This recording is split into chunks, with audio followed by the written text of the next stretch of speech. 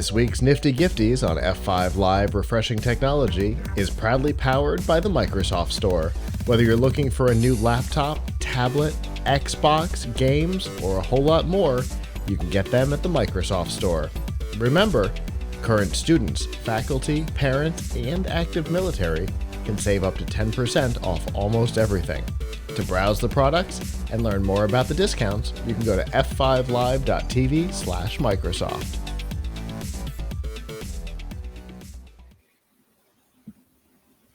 So in the intro, we were discussing some issues with Google Play Store, and it is one of several issues that has become a hot button topic among tech enthusiasts with the app stores, both Apple and Google. Less so with Microsoft because they have mostly addressed the concerns publicly, but Apple and Google have some rules about what can and cannot be in the store. In particular, a lot of the concern comes around billing policy. If you want to sell in-app purchases, you must use their payment system, and both companies take a 30% cut unless you happen to be one of the media companies who has negotiated a special deal with Apple for 15%. Avram has his hand raised. Okay, I'm sorry. I'll let you finish. But actually, based on my experience, it sounds like it's good that it sounds like it's actually a good thing that they're handling the payments, because then you can at least have a superior authority, a trustworthy authority to appeal to when there are payment and false charging issues, rather than having thousands of different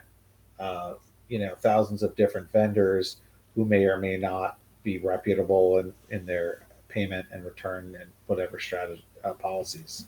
True enough. In fairness, most of the companies who don't want to be using, in particular, Apple's payment method, want to be using Square instead. And so you'd be dealing with Square. You could go right to your card company. But from a publisher standpoint, it's a 30% cut that's being taken for this, as opposed to if they were to go with Square, which is where most people want to be, it would be more around like a 3.5% to 4% cut, which is a very different amount of money to give up, which means that theoretically purchases could be lower, or you could get more for the money, things like that. So the developers and the customers have been demanding, well, a couple of things, but kind of an either or. Either we'd like to be able to use third-party payment systems, or we'd like, particularly with Apple, we'd like to be able to install apps from the outside. Apple has full-on said no thank you to both of those things, mostly because the place where they make their money is on the App Store. It's not on the phones. Yes, they make some money there, but where they actually make their money is in-app purchases and recurring subscriptions from the App Store. So Apple has full-on said no. Now, you may remember that when Joe Biden took office in 2021, a couple of months into his presidency, he signed an executive order about competition. Not about tech competition, but about competition in general in business. And it instructed a number of organizations and agencies within the government to go do things. One of those is the Department of Commerce's National Telecommunications and Information Administration, which you may or may not have known existed. I did not. This organization was instructed to put together information specifically about competition in telecommunications, and one of the called out things was whether or not the app stores abuse their position. A report came out from this investigation this week that basically said, yeah, they sure do, and instructed or recommended, because the executive can't instruct the legislative, but recommended that the legislative branch investigate possibly uh, creating regulations and or passing actual laws around Mhm. what Apple and Google can and cannot do to lock down their platforms, and in particular, they have said that essentially that Apple needs to allow side loading. Now, it doesn't have to be an easy process. It can be, it can be all kinds of complicated steps to turn the feature on. Because like with Google, it's not particularly easy to turn on, and with subsequent Android versions, it has gotten a little more challenging. But that's okay. It's okay to make it challenging to turn on because that protects people like my mother, right? Who might accidentally turn it on and get something unsafe on her device. But for those people who do want to sideload, the recommendation is that Apple should be forced to allow it, which obviously we know Tim Cook's not a fan of. He Yeah, has of said course. so many I times. Yeah. Well, look. I mean, they obvious. I mean, did they? Why did they need to investigate this for a year and a half? Anyone could have seen this within like 20 minutes. In fairness, that might be the case. Like the report is on a lot more than just this. It Oh, it's kind of across telecommunications and recommendations based on a number of investigations. This was just one of them. yeah. So, And then it's got to go through all the anywho's, legal channels, and lawyers have to look at it to make sure they haven't said anything illegal. They may have been done with this a year ago, for all we know. yeah. So anyway, it uh, yeah. I mean, obviously, this is. I wonder how this kind of ties into the right to repair, Hmm. because we've had some right to repair legislation pass, although primarily on the state level.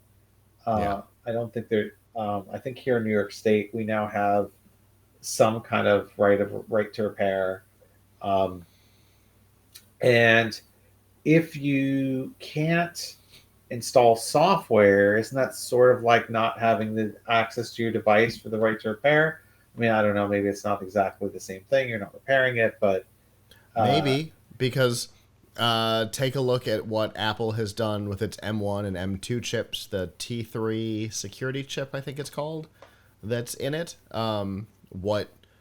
And I think some of the Intel versions before had this too. But what resellers are finding is that they can't. They, they can't touch them. They can't undo them because they can't install software if the computers have been touched, regardless of right to repair laws. They can't install software because the computer's lock, and they prevent you from installing any new software on it, yeah. See, including that operating seems system. like it would. Yeah, it seems like that would violate quite a bit. Yeah, Um, so it's the exact opposite of open source. So indeed it is. yeah, I I think obviously I don't think it's going to happen in Congress. I think the current makeup of Congress is too polarized. Even though I'm not sure there are too many people in there who have great love for Apple or anything, but Right. nevertheless, I think it's too polarized to pass a legislation about They that. might they might or might not have great love for Apple, but it does appear that they're unified against Google. Right. So, um, but Google, like they had at least they have the side loading. Although I think it needs to be a little bit easier. I mean, last I checked, you have to like tap something secret 5 times to make the developer channel I appear. think I And think that I think the developer tool thing has changed. I don't think it's uh, that anymore. I think there's a under about and then software. I think there's a developer menu now. I might be wrong, but I think so.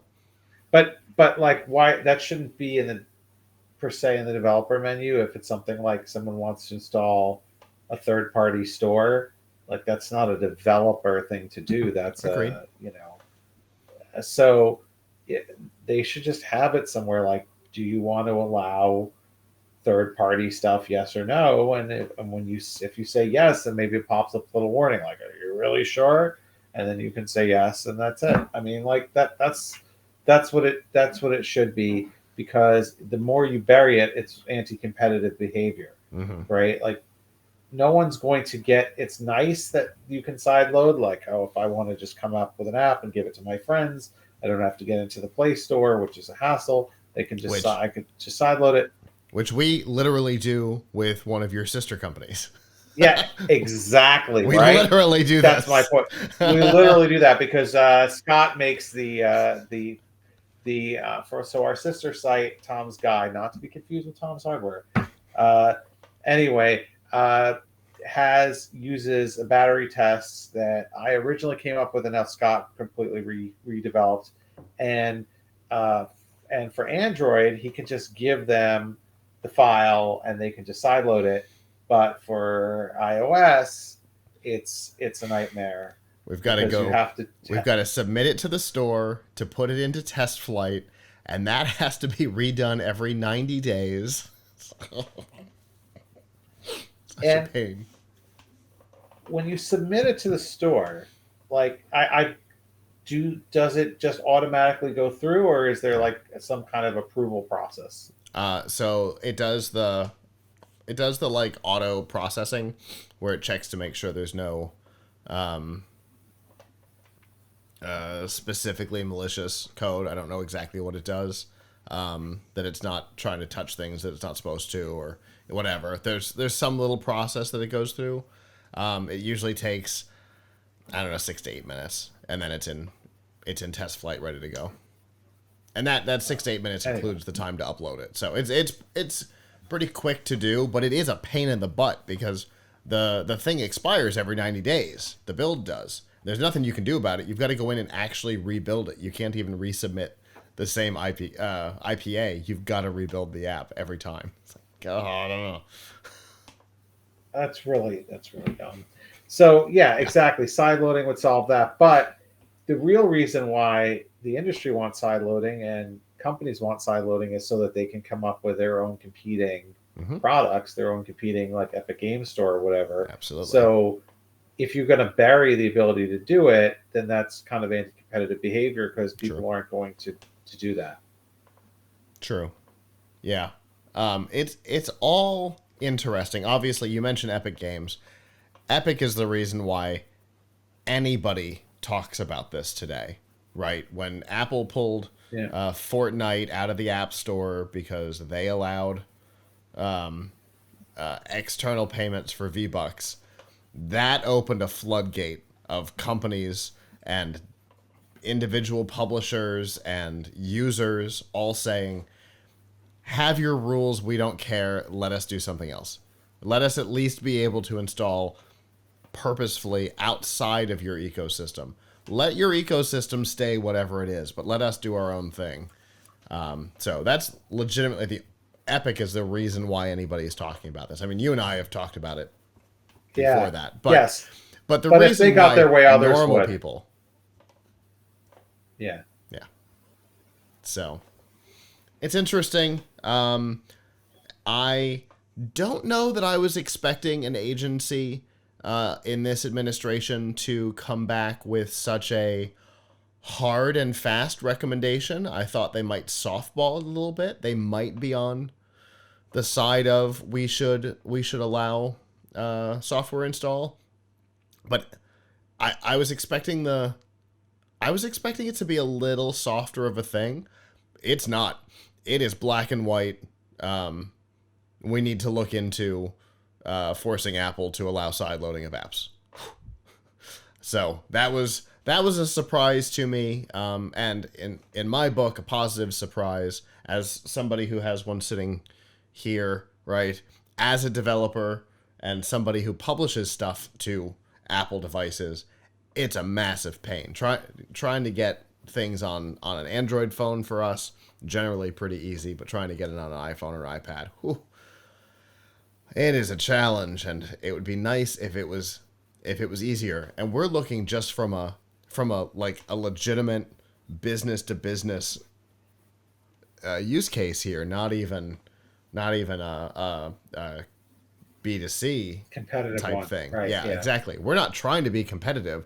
We're just trying to ease our own workflow so that poor Matthew Yeah. doesn't have to sign into whatever account on the device and download Yeah. and then bug me. Hey, we got new iPhones coming. Can we get a new build in Tesla? Oh, such a pain. And none of that is the case with Android. And it would be nice if they were a little bit more consistent. No idea what's going to happen with this. It is a non-binding recommendation that is kind of sent into the ether, but hopefully people like us talking about it might actually get something done, fingers crossed. Hello, YouTube. Thanks for watching, and I hope you enjoyed this episode of F5 Live Refreshing Technology. If you did, please subscribe to the channel down below, and of course hit the notification bell, because we know that subscriptions don't mean much on YouTube anymore. If you've got topics that you'd like us to talk about in the future, please comment them down below. And if you'd like to not follow us on YouTube, there's lots of ways that you can follow along with our content by going to plughitslive.com/subscribe. There you'll see all of our shows and all of the ways that you can watch, listen, and follow along.